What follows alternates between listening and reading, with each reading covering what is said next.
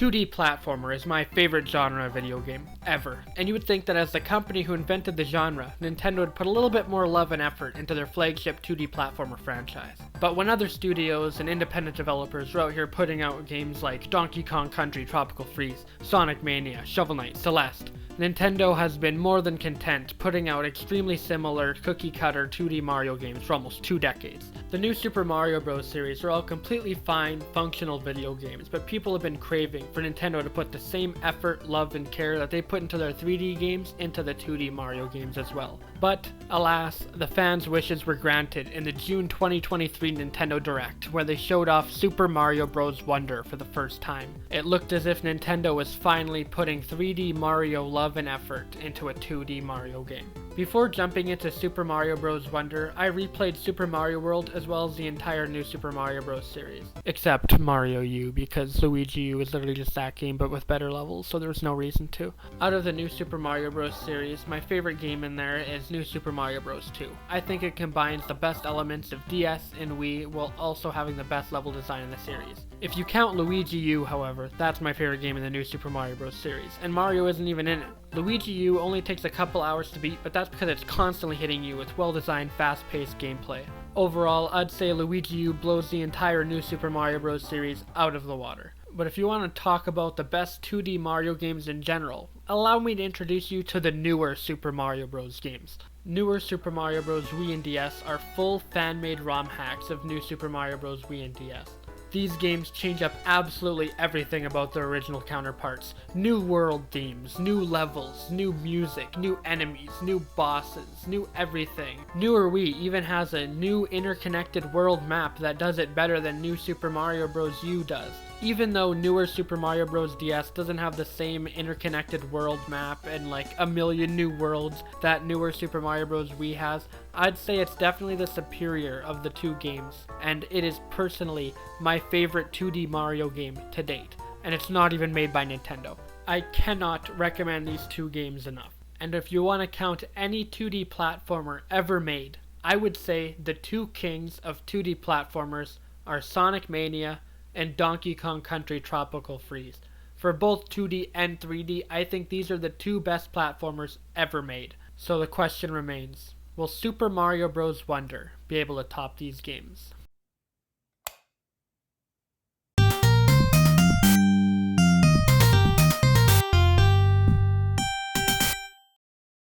Hey, I'm Avert, and welcome to Avert Radar, a series where I give my thoughts on things that have just come out or haven't just come out.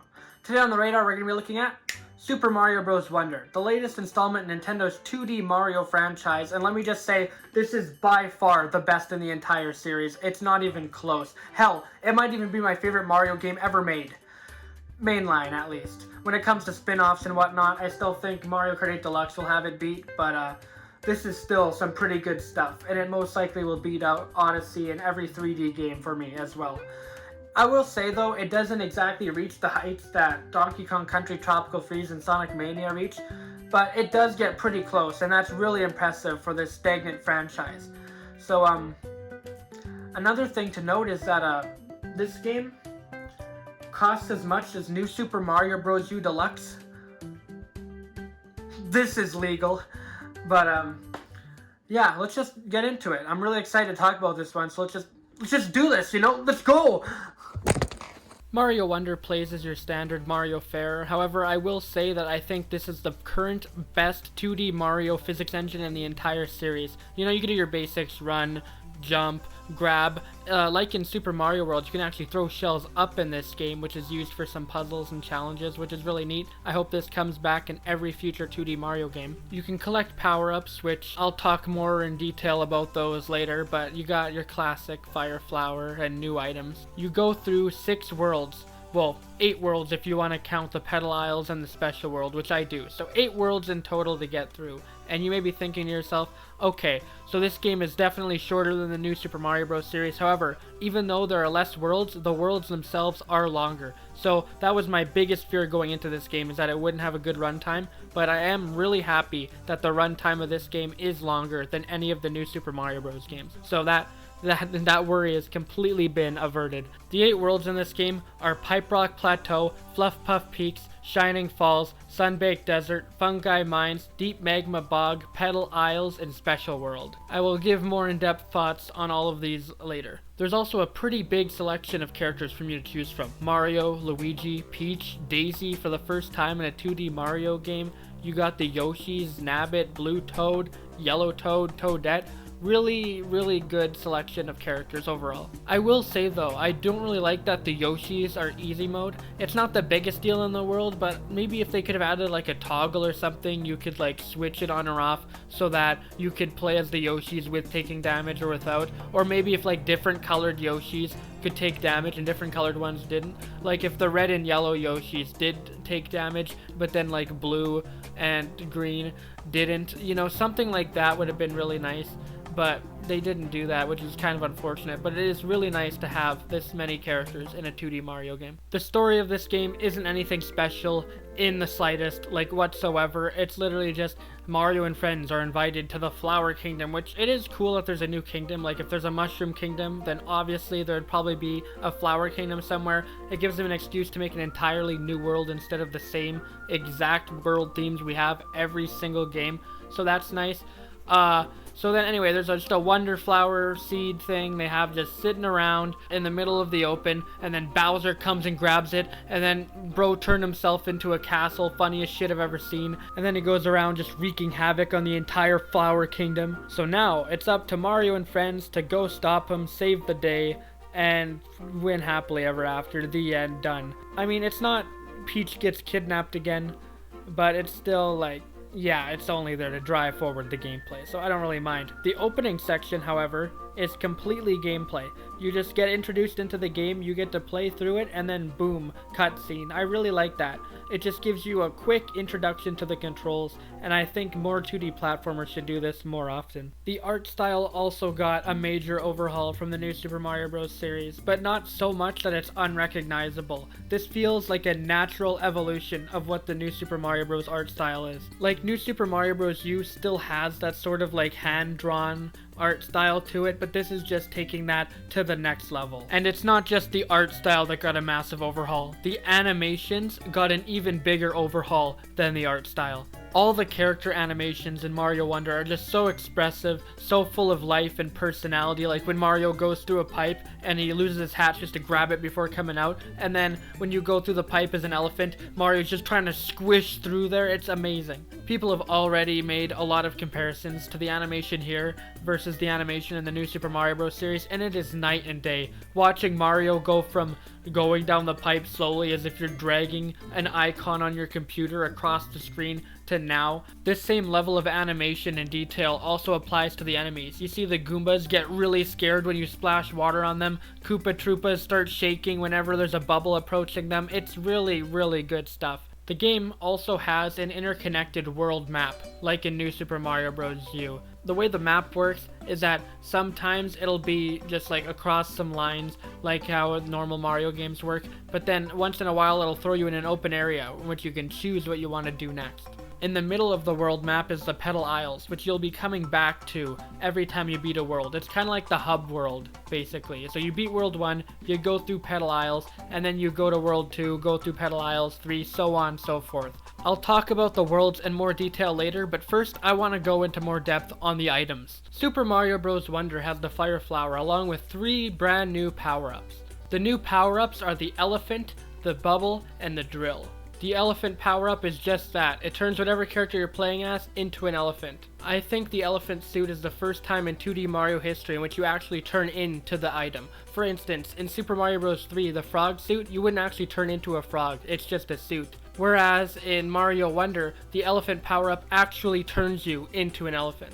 The elephant power-up makes you a bit bigger, along with allowing you to use your trunk to defeat enemies, or to use your trunk to store water, which will allow you to find hidden secrets throughout the levels. And surprisingly, the elephant power-up does not look cursed. You know, that might actually be the biggest accomplishment with Super Mario Bros. Wonder. The fact that the elephant suit does not look cursed, even on Peach or the Toads. It's actually incredible. Huge props to the art team for that. The next power-up is the Bubble power-up. The bubble power-up allows you to shoot bubbles. It pretty much works exactly like Blue Baby Yoshi from New Super Mario Bros. U, except converted into an actual item instead. You can shoot bubbles to trap enemies inside, giving you a coin, or you can shoot bubbles to bounce off of, as like little makeshift platforms. This suit, you can tell it was just made for pro players. The way that the momentum works is whenever you run and shoot a bubble, the bubble will go further than if you're just standing still and shoot a bubble, meaning that it is literally designed so that you can just shoot bubbles and jump off of it infinitely, forever.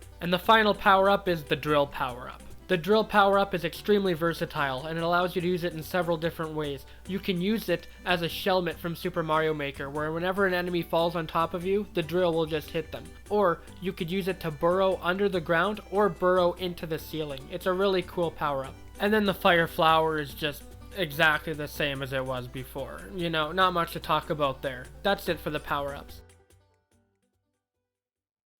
There are a variety of different levels in the game. You got your standard levels, which I don't think warrants much explanation. You have break time levels, which are really small, little tiny challenges that range in difficulty from really, really easy, just teaching you that something exists like hidden blocks or how to dash, to actually pretty decent challenge levels. If you want actual challenge levels though, there's also the badge challenges, which will teach you how to use a badge. Sometimes a badge will have more than one challenge level, so they get harder as they go on. You got search parties, which you can definitely tell was made for multiplayer, because playing in single player for the first time, these aren't really that good, except the last one. The last one's decent, but other than that, these are really just like, okay, scour every corner of the level to find these things, and they're really cryptic locations. It's definitely made for online, in which you'll have a bunch of people showing you where to go. You have KO arenas, which are enemy gauntlets, in which you have to beat every enemy in a bunch of different rooms. Each room has a different type of enemy, which really works in Mario Wonder's case considering it's constantly introducing new enemies. You'll be rewarded 10 coins depending on how fast you beat the level, which is really cool. I do like the KO arenas. Finally, you have your airship levels, and you have your palace levels. Palaces are pretty much just the castles of this game, just with a different name. Those are the different types of levels you'll find in the game. The main collectible in Super Mario Bros. Wonder are Wonder Seeds. Most levels in the game will have 2 Wonder Seeds, one for completing the level and one for getting a Wonder Flower, which I'll touch on later. If a level has a secret exit in it, you'll get 3 Wonder Seeds as the secret exit gives you a different Wonder Seed. Bonus levels only have 1 Wonder Seed that you get for completing it, and palaces only have a Wonder Seed in the middle for the Wonder Flower. Beating the boss doesn't give you an extra Wonder Seed, it gives you a Royal Seed, which you need to beat the game. Now to talk about the Wonder Flower, which is pretty much the biggest new addition to this game.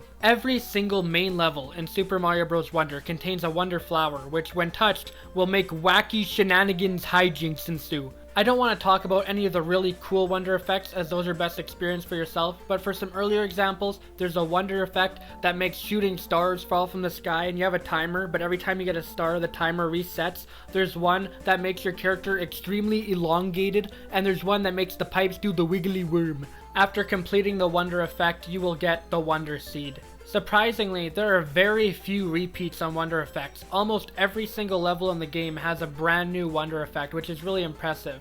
And none of them really overstay their welcome, except for the goop. The goop is the only Wonder effect that I think they used a little bit too much, but other than that, it's perfect.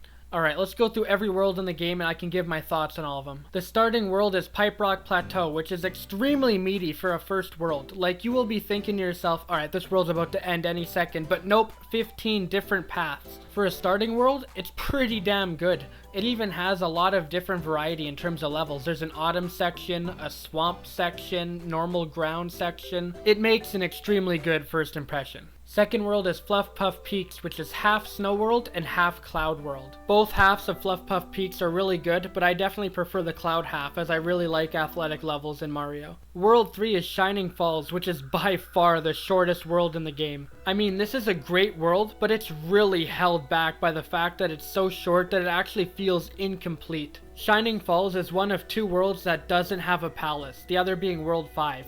Y'all see my palace? And the first time I played through this, I was really baffled that I was just getting the Royal Seed. Shining Falls has a unique theme and the levels are really well designed, and honestly, it might be a top 3 world in the game if only it were just a little bit longer. But since it's so short, I'd probably say that Shining Falls is my least favorite world in the game, which is really unfortunate. We get back on track though with Sunbaked Desert, which might honestly be the longest world in the game. The world map is really big and actually contains puzzles to enter some of the levels, so on your first playthrough you might not even find everything. This world has by far some of the best levels in the entire game. There are some puzzle levels with some really well thought out puzzles, there's some good athletic levels, it has it all. Fungi Minds is yet another world that feels way too short for its own good. Again, the level design is really good, and also I like the theming. The first half of the world feels more like a ghost theme, sort of, kind of haunted, and then the second half you go deeper and deeper underground into the uncharted ruins. This world is also one of the weakest in the game, I would say, just because of how short it is.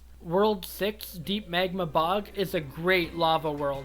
A lot of lava worlds in video games can fall into the trap of being pretty boring or generic, but Mario Wonder completely avoids that. It's a pretty meaty world as well. There are a lot of levels. World 7 is, well, technically World 7 is Petal Isles. So basically Petal Isles is like a World 7 that you play through in chunks throughout the game, a la the Tower of Spirits and Spirit Tracks. The world is pretty good for a water world, having a bunch of different variety, like one part's a candy world, you have the water world, the underground stuff. But what pushes this into World 7 territory for me is the fact that the final levels take place here. Now, it is pretty common when it comes to 2D platformers that the final world is the worst in the game. Not here. The final world of Mario Wonder absolutely slaps. The levels here are really well designed, really cool new gimmicks, and also the music is the best music in the entire game. Like, listen to this shit.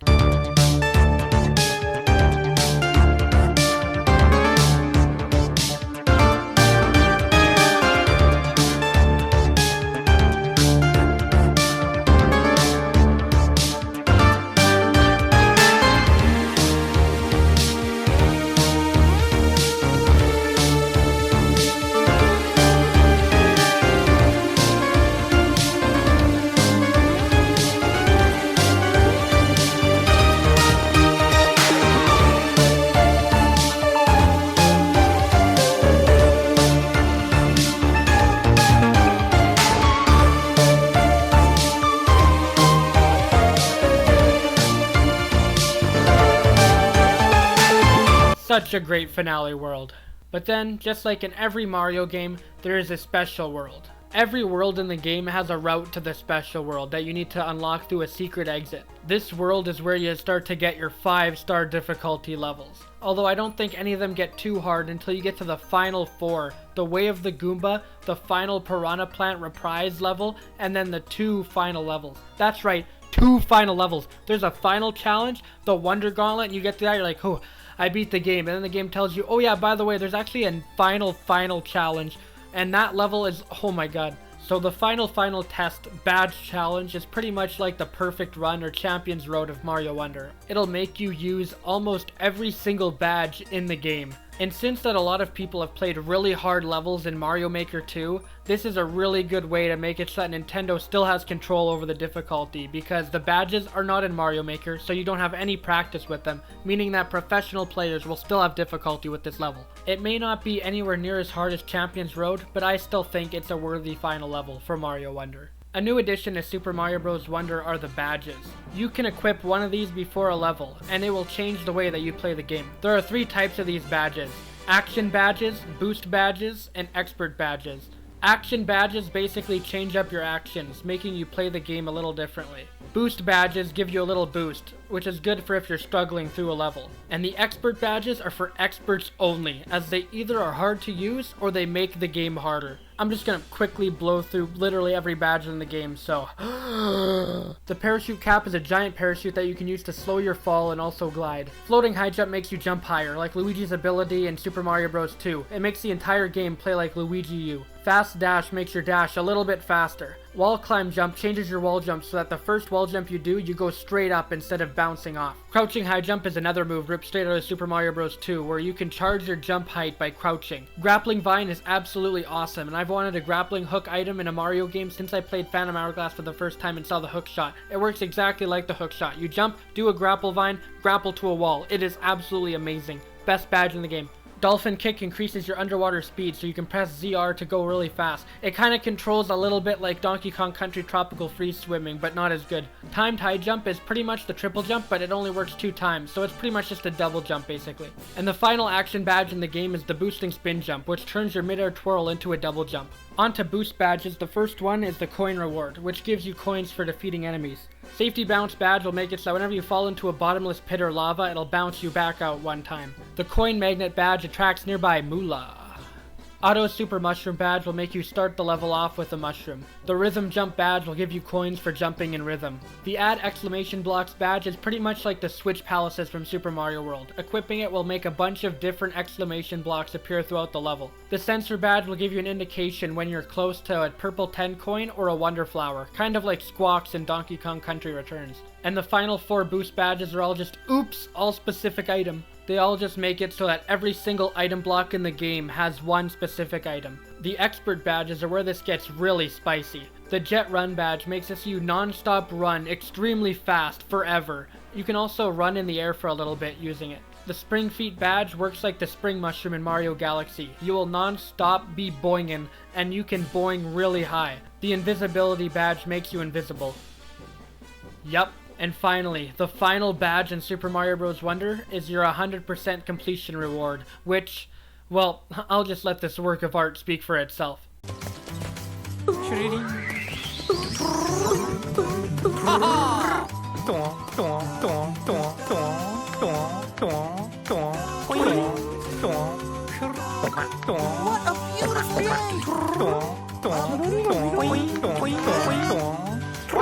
zowie!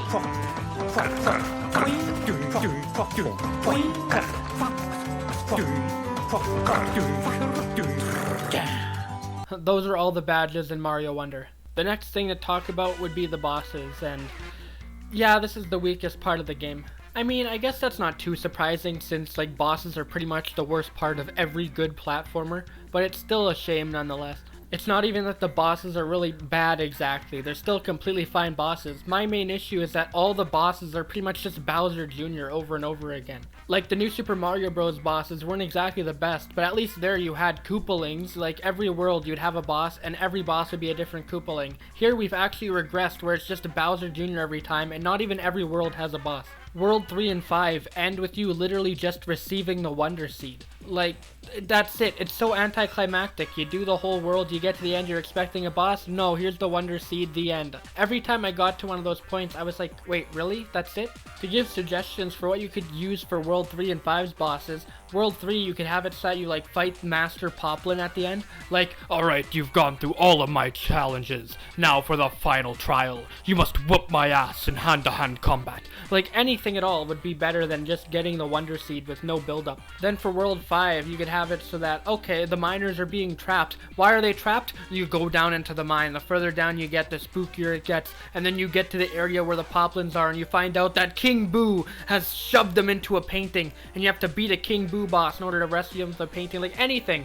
Any boss would be better than no boss whatsoever. So if I were in charge of making the bosses, here's how I would make it play out. The World 1 boss can stay exactly how it is right now. It's completely fine, a really good introductory boss, you know. Bowser Jr. is getting used to how to use the Wonder abilities, so he screws it up and makes you bigger at first, but then he fixes it. It's a good first battle, and I don't see anything wrong with it. That can stay. For World 2, do anything, honestly. Anything other than Bowser Jr. Make up a boss. I don't know, maybe have like a giant version of a normal enemy, like a giant piranha plant, a giant con dart, whatever. Just do something. World 3 would have a poppin'? It would have a Poppin' Poplin fight where you fight Master Poplin while he's popping off on you.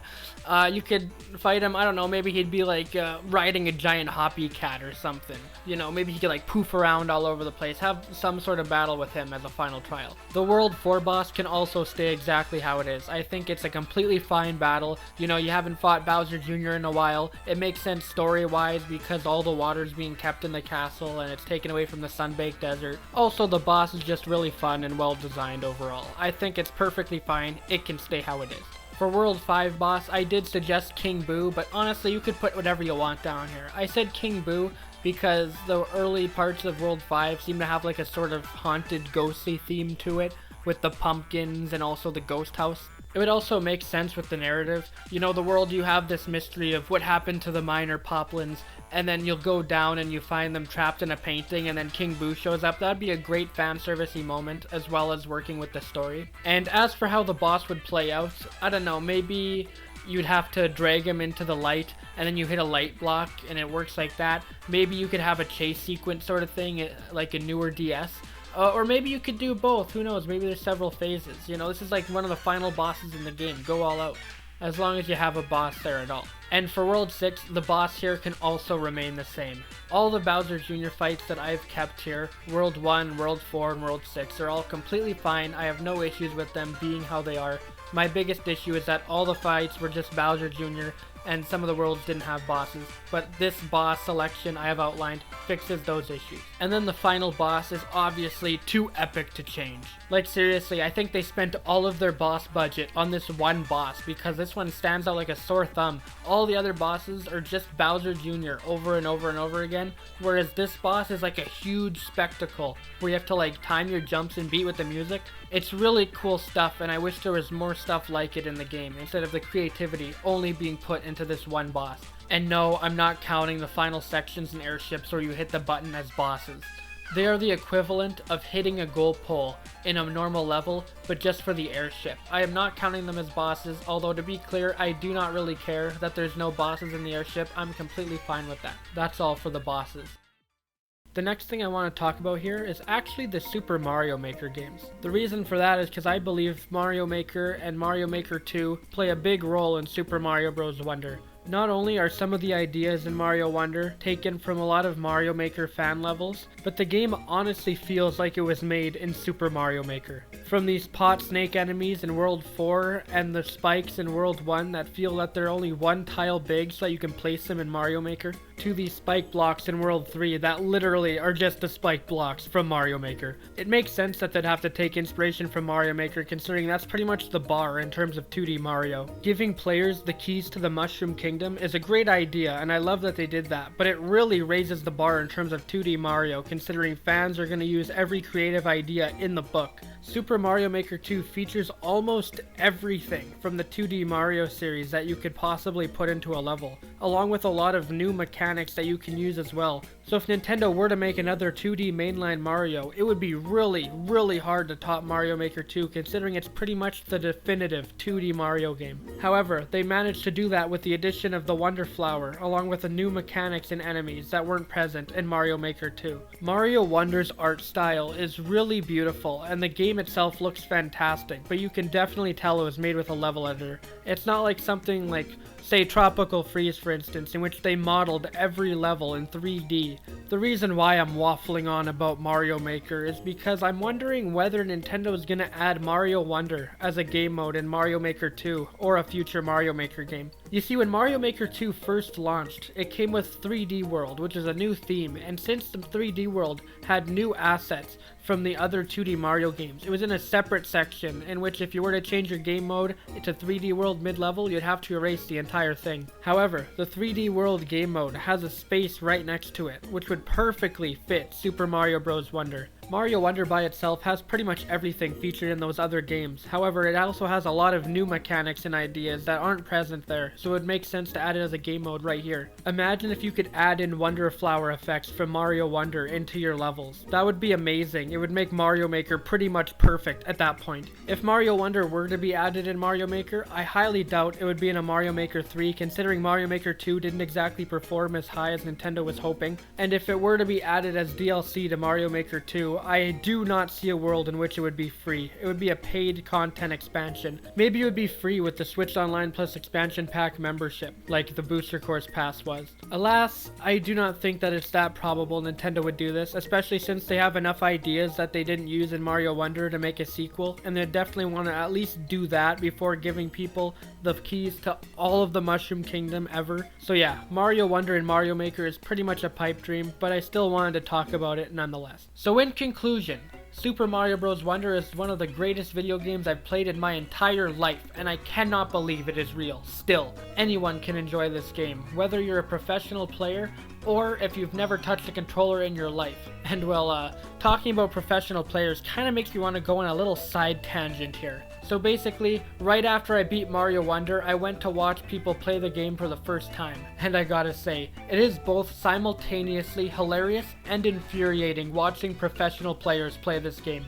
Because they're able to do all this like insane Kaizo shit with no issues whatsoever, but then their brain like actually Windows crashes whenever it comes to putting the square in the square hole. For instance, in World 2 there's a level called Cruising with Linking Lifts, in which the mechanic is this green lift where you have to hit the blocks that add to your platform that you're standing on. When Grand Pooh Bear played this level, he had literally no idea that this mechanic even existed throughout almost the entire level. So when he got to the Wonder Flower, and the Wonder Flower effect is that Lakitus throw coins at you from the back that you need to get 5 of. He went on to this and he had no idea what he was supposed to do, even though the answer is literally the same thing you would be doing throughout the entire level. Well, that doesn't seem right. How do I get this?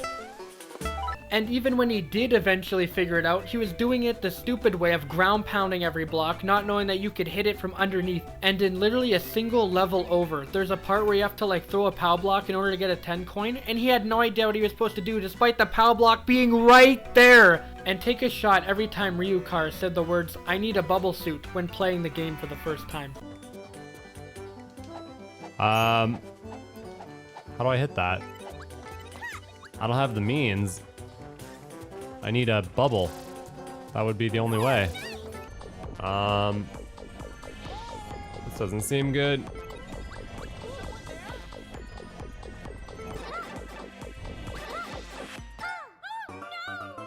What the hell? You can't go over the top. What the? There's a guy to the right yelling, "Hey." There's someone there. How do I go that way? So I have absolutely no idea what you're supposed to do here. You know what? You know what the problem probably is? I think the problem is that, ow. I think you need the bubble costume. Like actually, every time he doesn't understand what he's supposed to do, or just doesn't know how the game mechanics work, he's always like, well, I must need to get a bubble suit for this. It's gotta be the bubble. That's so crazy, dude. All right, I'll be back for that once I find a bubble costume. I'm gonna push forward and I'm sure I'll find it eventually. Even though there's no bubble suit throughout the entire level, so why would I need it? Like, these are literally the greatest Mario players of all time, but watching them play Mario Wonder for the first time, you'd think that they've never held a controller in their entire life. There was literally a part in Grand Pooh Bear's stream in which his child found the special world entrance in World 3 for him. Yeah, that's how we, when someone doesn't feel bad, what do we tell them? I hope you feel better. I hope you feel better. We always want to be nice to people because we know how much it stinks to have ear infections, right?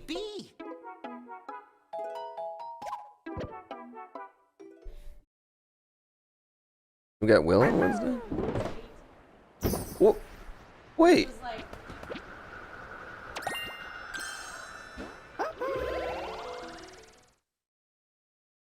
Brandon, what did you just find?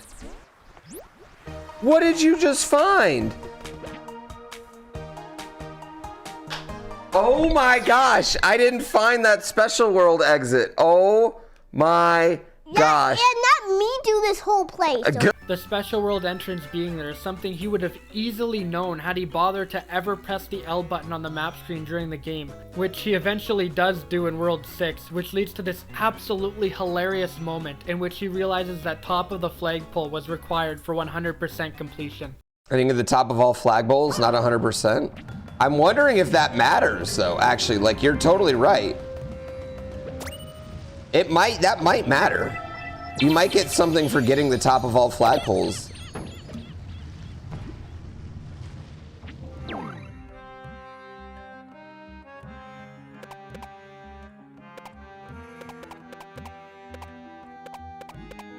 Okay, I mean, it looks like I got all the levels.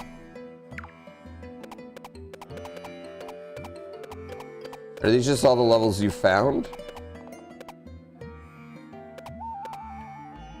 Oh, that's what the orange means, the top of the flagpole? Oh. I'm an idiot. This isn't really exclusive to pro players though. Most people I've seen play this game, a lot of the time their brain cells just magically disappear like a magician came out of nowhere and waved their wand. So I could probably honestly make an entire compilation video of every time people are an idiot playing this game, but Anyway, tangent aside, this truly is one of the greatest platformers ever made. And I will say, I don't think it reaches the same heights as Donkey Kong Country, Tropical Freeze, or Sonic Mania, but it's right up there with those two games. I'd say it's my third favorite platformer ever made, one of the best games of all time, absolute masterpiece.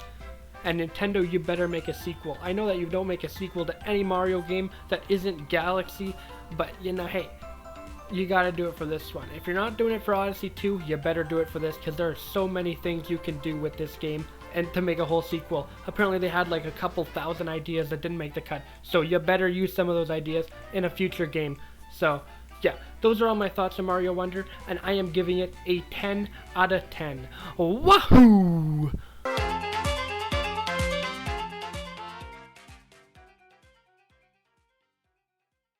So those are my thoughts on Super Mario Bros. Wonder. Overall, phenomenal video game. Honestly, like, my game of the year as of right now. I recommend it to literally everyone. Whether or not you're a Mario fan, not a Mario fan, whether or not you haven't even played a Mario game before. Like, if you haven't played a Mario game before, this is a good introduction to the series, I must say. It's not too hard so that casuals can play it, while not being too easy so that pro players can also still get some fun out of this game. Literally, it has a little something for everyone, basically. While making this video, it's been hard to do because I've just had the urge to 100% the game over and over and over again. Like, within the first 5 days of Mario Wonder being out, I 100% of the game 3 times. It is, like, that good. And it's been hard to just make any video in general because I just want to just grab my controller and just play it again. But not addicted though, just saying. So that's all for my review. Hopefully you enjoyed. I hope you have a nice day. This is a longer, like, more effort video. I've sprinkled in a bunch of low effort videos throughout the month. I want to see if I can get one big, like, longer, meatier video that takes more effort out at least once a month, right? I want to have one high effort video a month with some smaller effort projects. That's what I'm going for. So anyway, outro time. I'm really good at doing outros, guys. You don't even need to worry. I'm just a master at outros. So hopefully you enjoyed the video. Have a nice rest of your day, and I'll see you in the next one. Goodbye, everyone.